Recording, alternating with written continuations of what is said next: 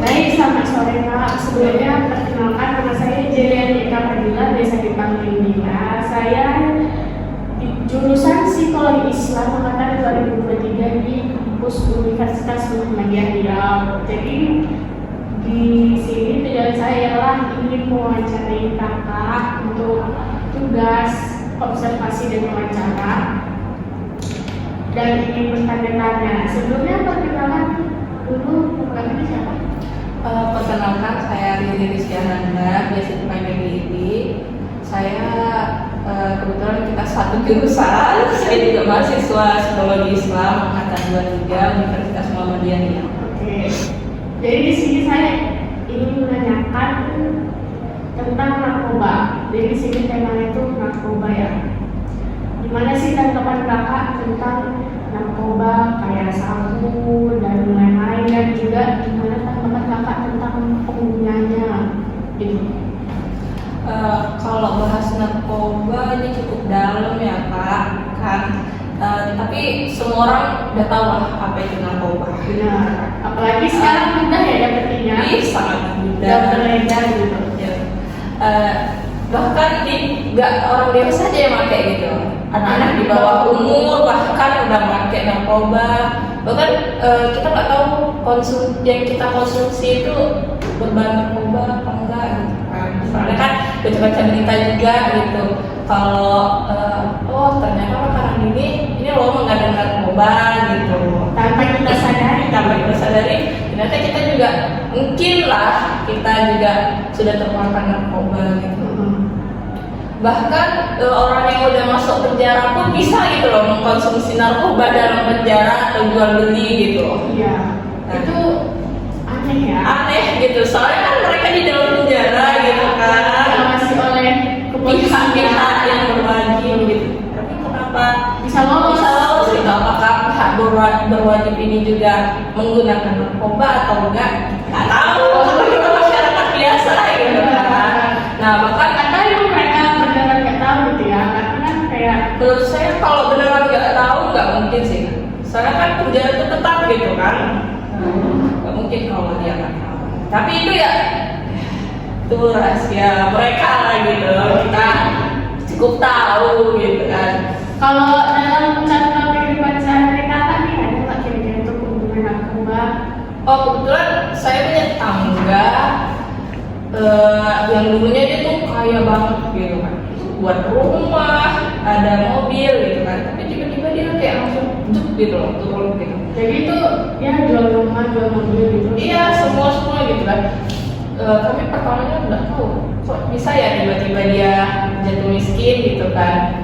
Ternyata beberapa bulan kemudian ada pihak polisi nih yang nanyain dia tentang pernah nama ini enggak gitu kan, gimana rumahnya.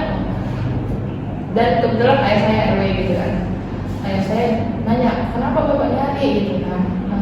Ini sekarang dia lagi buronan gitu. Ternyata dia makainya udah lama sih Kak. Tapi itu dia pakai bukan pengedar. Pertama awalnya itu pakai. Nah, jadi narkoba ini kayak gini loh Kak, awalnya pakai dan pakai kan.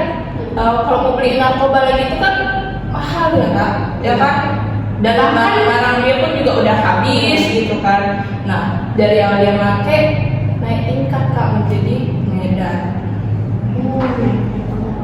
Bahkan saya juga pernah dengar nih dari kata-katanya itu kalau misalnya pengedar narkoba ini kan dia bakalan nawarin pemakaian pertama itu gratis, dikasih gratis ya. Terus karena udah nyoba, misalnya si kakeknya ini kan kecanduan, jadi bakal beli lagi gitu. Ya, Kakek ini.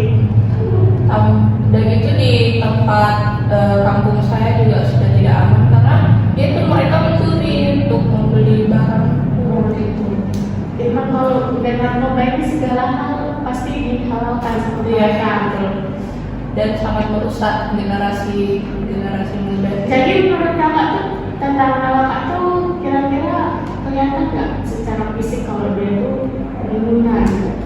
Setahu kita kan kalau yang pengguna ini badannya kurus gitu kan, matanya merah. Tapi dia enggak Kak, dia badannya ya udah tetap bugar gitu kan. masih agak kayak nggak nafsu makan gitu. nggak tahu ya Pak, karena kan saya juga jarang komunikasi dengan dia gitu kan. Bahkan sampai anaknya tahu loh, pernah dia bilang ke kawan saya gitu kan, oh kak, ayah saya ini loh kak lagi nyabu sama teman-temannya di dalam rumah gitu. Bahkan anak sekecil itu tahu gitu kalau itu sabu gitu kan. Berarti itu dari pihak ayahnya Ayah. masih tahu ya. Berarti Mamanya juga tahu gitu. mungkin tahu gitu, cuman kalau ditanyain sama orang gitu kan, ya dia nggak ngaku lah Pak. Ya main kami mengaku ya. Tapi katanya masih di bawah umur gitu. Masih umur 4 tahun. Dan ngelakuinnya di dalam rumah. Kenapa nggak di luar rumah? Dan anak sekecil itu harusnya nggak dikasih tahu kayak gitu. Ya namanya kan Takutnya dia meniru tingkah ayahnya dan berletak di dalam rumah. Nah ayahnya waktu itu. Penangkapan ini sangat merusak generasi-generasi ini, terutama anak-anak yang di bawah umur. Nah jadi pesan kakak untuk pengguna narkoba itu kira-kira ada nggak kak? Banyak sih pesannya Kak, yang terutama tuh apalagi yang sudah berkeluarga yang Benar. kan, itu sangat merusak, apalagi merusak organ tubuh terutama saraf gitu kan. Nah jadi pesan saya untuk pengguna narkoba, berhenti, sayangi anak, istri gitu. Itu kita yang nggak penggunanya, tapi kita yang kena dampaknya gitu. Jadi itu pesannya, berhenti, tolong berhenti. Baik, itu aja